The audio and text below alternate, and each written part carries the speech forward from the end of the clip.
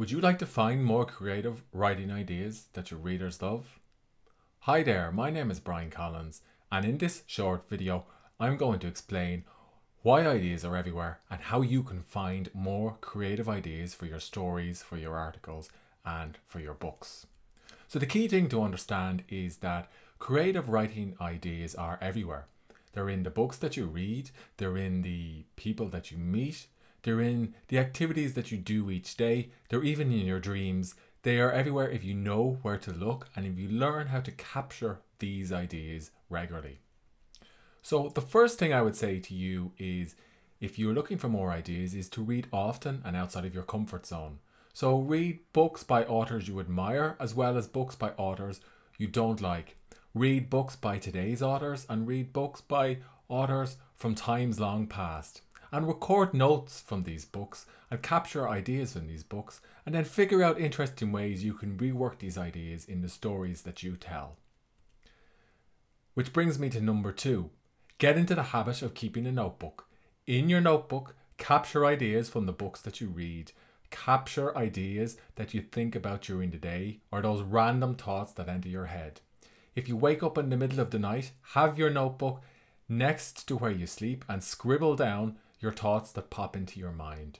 Don't worry too much about what type of notebook to use. You can use a Moleskine, you can use an Evernote, you can use something paper-based, or you can use something digital. What's more important is that you cultivate a habit of capturing ideas regularly in your notebook. That brings me to the third great way you can find ideas, is to listen to what people around you are saying, particularly so if you're writing fiction. So if you hear an interesting conversation, or a friend tells you an interesting story, or perhaps you're sitting on the bus or the train during your commute and you hear a fragment, capture these little conversations and these little stories and anecdotes. And if you build up a library of conversations and anecdotes over time, you'll be able to remix them and rework them and build them into your writing. That brings me up to my next great way that you can find ideas, and that's to create a future file. So what's a future file? Well, it's a trick that journalists and freelance writers use. And basically, if you're writing about something newsworthy or something that's relevant today, leave a little note to yourself in your calendar or in your notebook to review or come back to this idea in 3 months, in 6 months, or in 12 months' time, and to explain to your readers how things have moved on.